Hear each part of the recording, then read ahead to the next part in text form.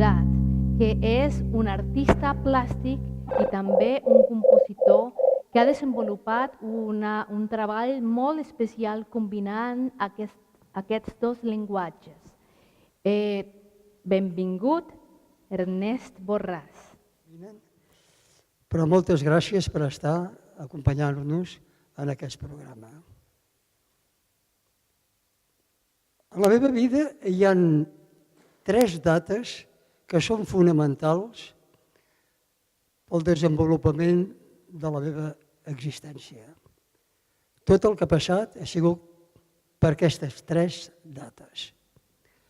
La primera data és el 7 de novembre de 1928.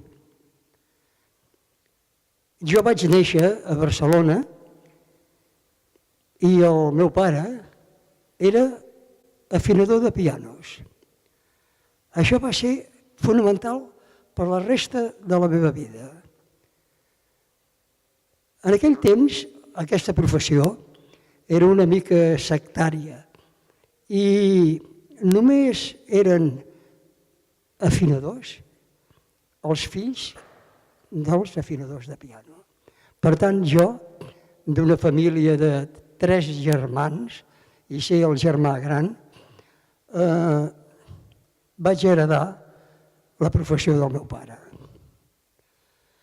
La segona data fonamental va ser el 2 de març de 1955. En aquesta data jo vaig rebre d'una manera molt curiosa una carta escrita en un paper normal, a llapis, que deia, més o menys, ho diré en castellà perquè la carta venia de les Illes Canàries. Señores, nos hemos quedado sin afinador de pianos, porque el afinador que teníamos se murió. Y tenemos un problema, tenemos un piano de cola que tenemos que hacer unos conciertos y está en malas condiciones. Por favor, manden un afinador de pianos. En aquells moments jo tenia una nòvia,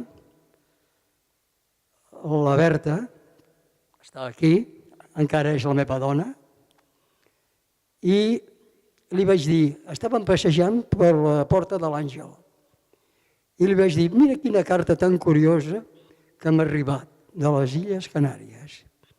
Demanen un afinador de pianos. La seva pregunta va ser, on són les Illes Canàries? On estan? I això no us estranyi gens perquè en aquell temps les Canàries eren unes illes bastant desconegudes, sobretot per la ubicació. Se sabia que estaven al mar, però on del mar. En aquell moment passaven per la Porta de l'Àngel, per davant de Can Jorba. Can Jorba és avui el Corte Inglés, però en aquells anys, el 55, era Can Jorba. I hi havia un aparador amb material escolar. I li vaig dir, mira, vine, t'ensenyaré on estan les Canàries. La vaig portar a l'aparador, hi havia un mapa d'aquells antics d'Espanya amb totes les províncies i amb un racó a l'esquerra una taca groga dibuixades les Canàries, les 7 illes. Li vaig dir, mira, veus, aquí dalt hi ha Barcelona i aquí estan les Canàries. I la seva resposta va dir, Doncs no és tan lluny. En aquell temps era impensable que una parella de nuvis se n'anessin sense passar per l'església. Això era impensable. Llavors, com que era urgent el viatge, en pocs dies vam organitzar el nostre casament. Ens vam casar, vam fer el viatge amb la família, el viatge, vull dir, el dinar amb la família, etc. El clàssic d'un casament. I tot seguit vam agafar el vaixell d'aquell moment, l'únic vaixell que hi havia que anava a Canàries, que era el Ciutat de Càdiz. Era un barco de principis de segle. Semblava un barco de negrers, horrorós. Vam pujar en aquell barco, els avions, no hi havia avions que anessin a Canàries i a més les nostres possibilitats econòmiques eren impossibles i després de 8 dies de navegació vam arribar a les Palmes. De seguida vam connectar amb el que havia escrit la carta. Es deia Andrés Rodríguez.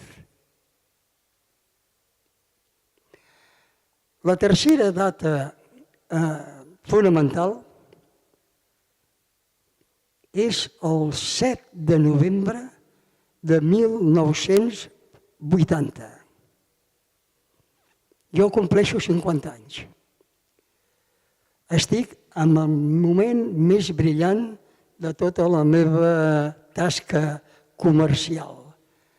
Tinc una empresa pròpia, marxant molt i molt bé, i vaig reunir uns quants amics i els hi vaig dir: mireu, vull celebrar l'aniversari en el cràter del Teide.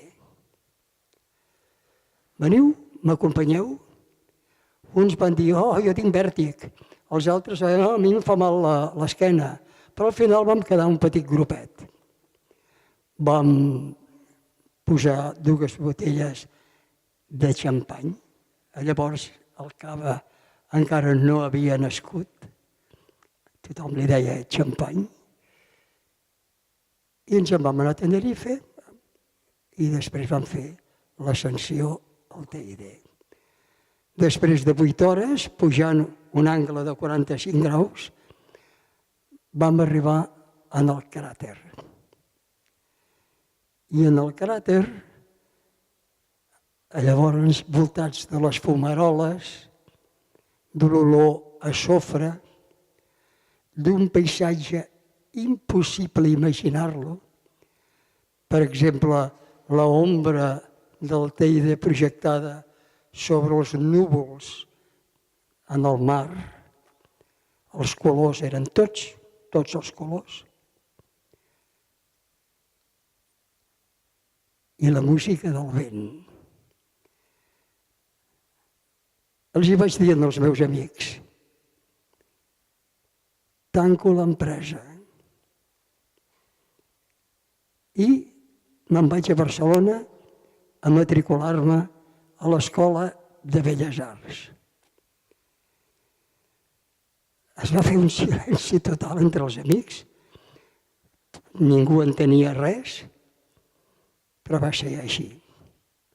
Va ser una despedida d'una etapa.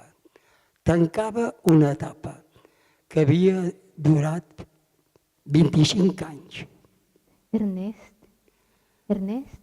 aquí, Patricia. Perdó. Per què no vine aquí i em comparteixes aquesta història des d'aquí? Han passat 6 minuts. Sí, clar que han passat 6 minuts, però tu ho fas molt agradable i el temps passa volant. No ho sabia. Sí, però és el moment més interessant de la història, o un dels moments més interessants, perquè tu has decidit dedicar-te a l'art. Sí, clar, continua. Què ha passat ahir? Per què has decidit dedicar-te i fer aquest canvi? Molt bé. Llavors, va ser així, vaig plegar el negoci, vaig traspassar-lo, i amb la família, llavors amb avió, vam tornar a Barcelona. I per què? Què t'ha motivat? Què has sentit que t'ha portat a prendre aquesta decisió? Potser això t'ho podré contestar amb molta claretat al final de la nostra conversa. Al final? Sí. Quin misteri! Déu meu! No t'agrada el misteri? Clar que m'agrada el misteri molt. I ara, però per què? Dónanos una pista. Una pista seria doncs, que un pren coneixement de les seves limitacions. I si pren coneixement de les seves limitacions, llavors diu, aquesta etapa està cremada, està acabada. I sents la necessitat del canvi. I per què has decidit l'art? Gràcies, m'ha salvat, perquè hem tingut problemes amb el so. I ara, però què? Perquè la gent pot canviar per una altra cosa, però tu has decidit per l'art, per les arts plàstiques. Bueno, possiblement jo crec que no vaig néixer afinador de pianos. Jo crec que vaig néixer artista. El que passa que l'art el tenia com congelat a dintre meu, perquè naturalment hi havia altres prioritats. La família, en fi, les prioritats de tothom, no? Tu tens fills? Jo sí, 2 fills. Filles? Filles. Filles. I una és música també. Una és música de la Fedra, que és flautista professional, i després una altra que és metge, que és l'Ariadna. Molt bé. I ara, tornem. Te matricules a l'Escola Massana. No. Llavors vaig entrar a l'Escola de Belles Arts, a la Universitat. De Barcelona? A Barcelona. Vaig estar allà uns moments molt interessants, perquè estava només amb gent de 18 anys, 19 anys, i jo estava per sobre dels 50, no? Però era un descobriment constant. I quines, de totes les tècniques i eines que has adquirit a la universitat, com és que has decidit per l'escultura?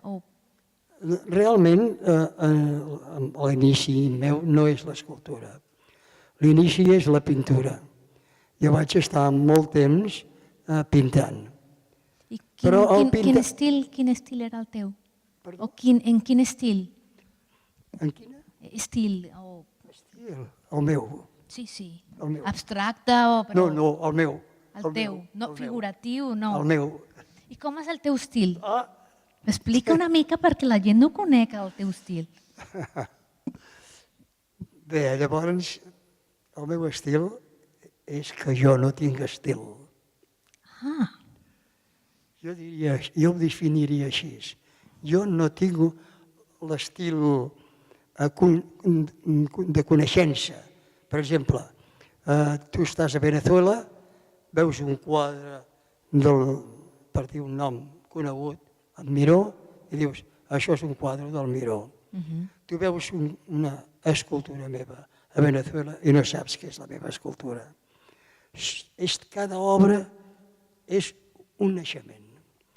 Cada obra és diferent de l'altra. Però una cosa que jo he sentit quan he tingut l'oportunitat de veure el teu art és que sí, són peces diferents, les escultures, però totes tenen un sentit de transcendència, com hi ha un missatge. Diria que aquest és el meu estil, no? El meu estil no és el visual, que tu veus l'obra i dius, mira, aquesta obra està composada d'aquesta o de l'altra manera, i és de l'Ernest, no? és la transcendència que porta tota la meva obra, tant l'escultòrica, perquè tallo un moment, però la pintura la vaig deixar bastant aviat. Potser vaig estar 5 anys pintant. Però després em faltava la tercera dimensió i és que va ser quan vaig entrar a l'escultura. Des de llavors ja fa molts anys que estic treballant només l'escultura. Cada obra és un naixement. Això és com una família que té 12 fills.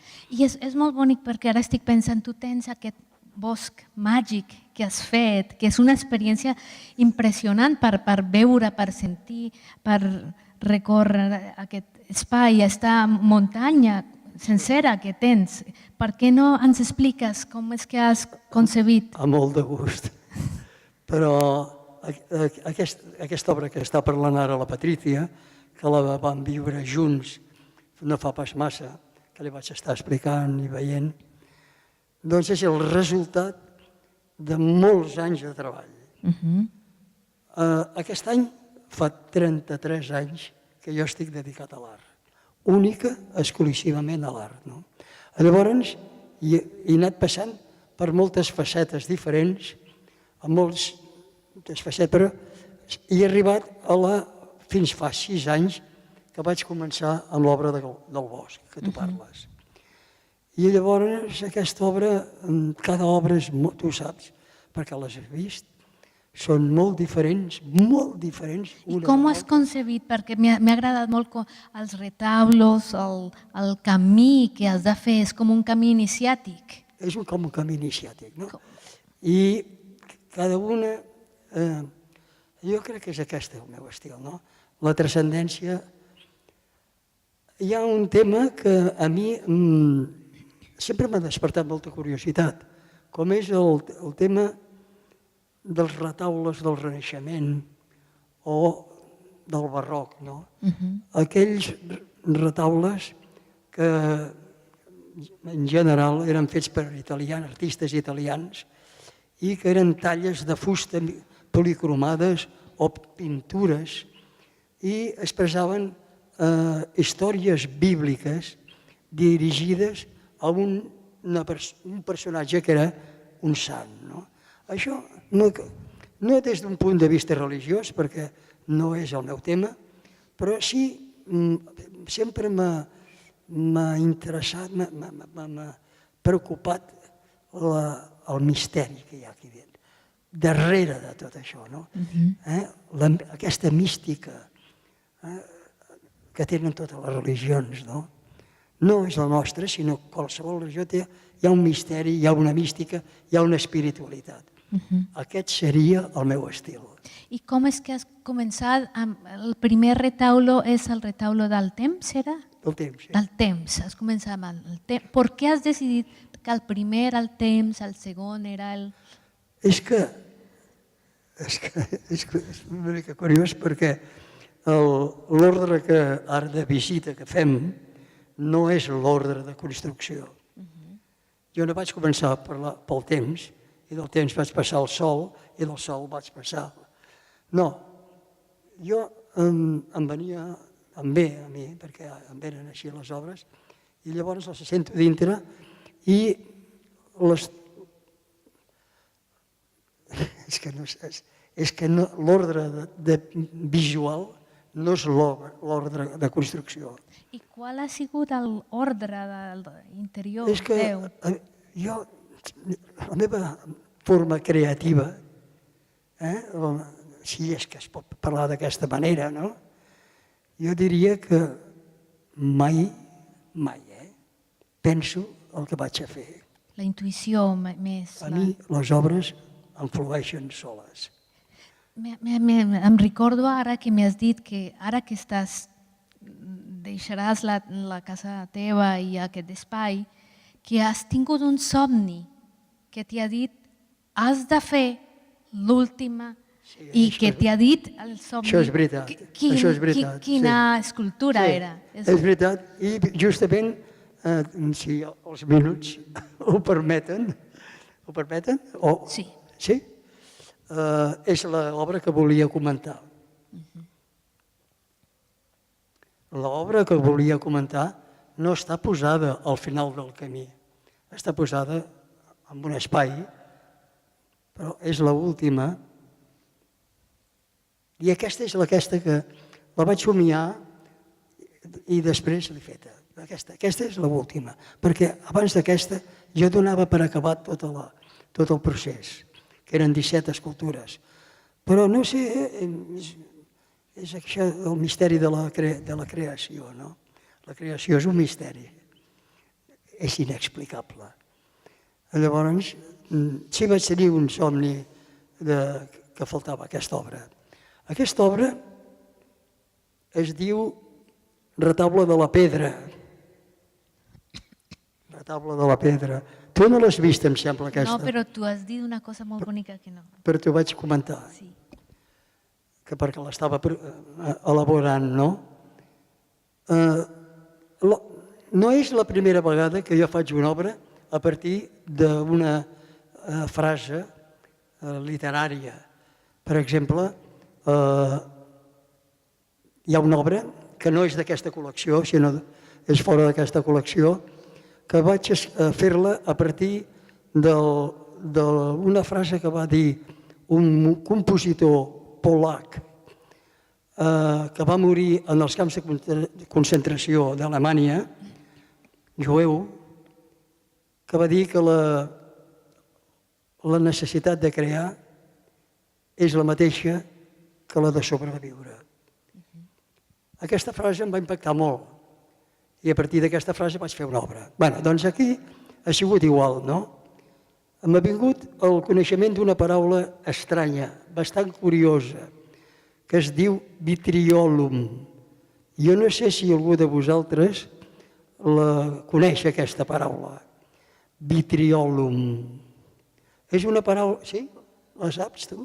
Però jo ja no puc participar perquè... És una paraula que ve del segle XII o XIII, en plena edat mitja, el temps de les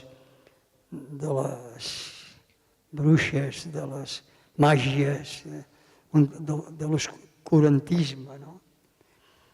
I està formada per les primeres lletres d'una frase molt llarga, bastant llarga, que diu: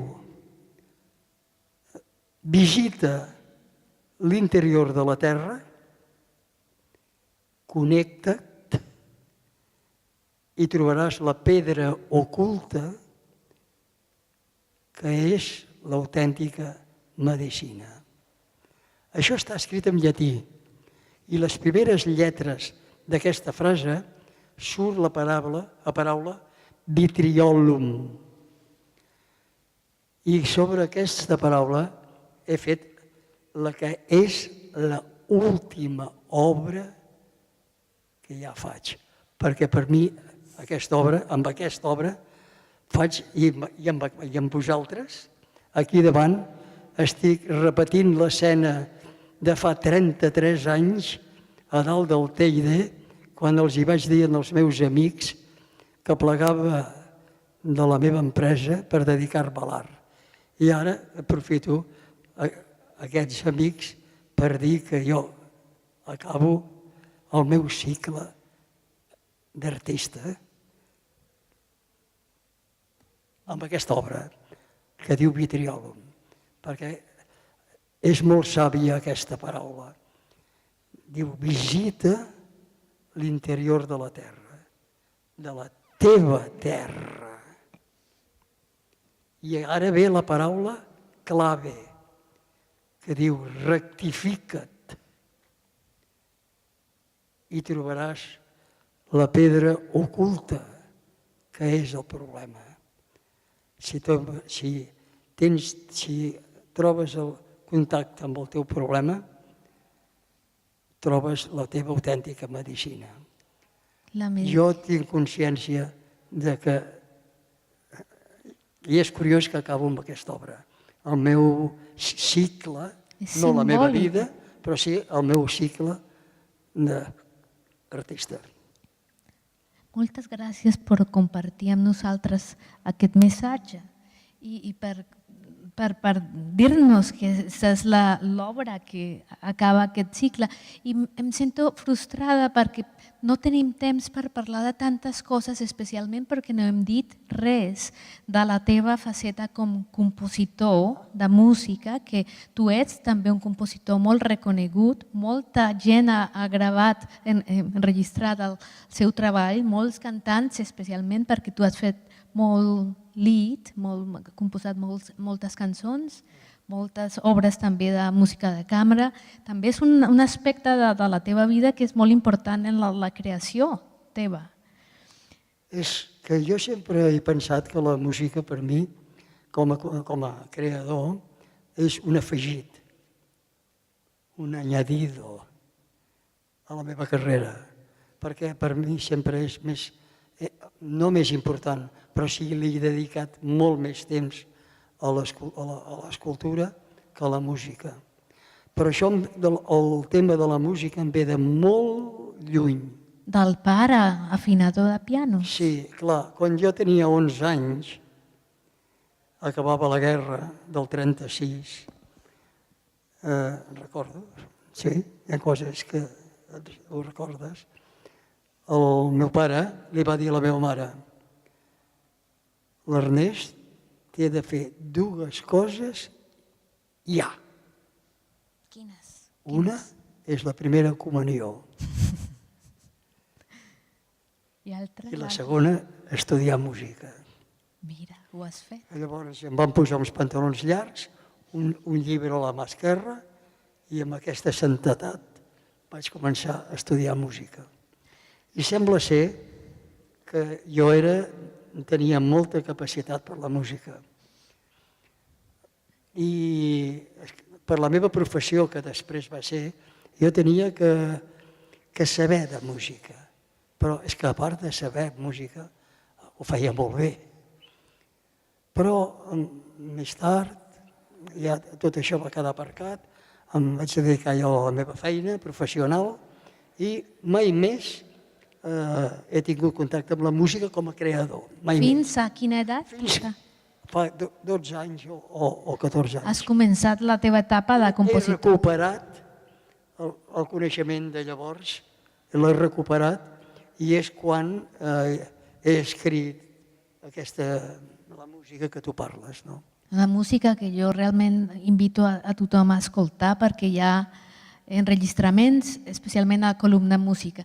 Jo crec que aquí hem de tancar el temps amb tu ara perquè al final comentarem tots moltes més coses, però moltíssimes gràcies per compartir amb nosaltres i per inspirar-nos, perquè jo sempre vaig dir a tothom que tu ets la persona més jove que jo conec al món, perquè sempre estàs començant projectes i estàs amb molta energia donant-nos exemple. Gràcies. Sí, eres una inspiració per nosaltres. Moltes gràcies.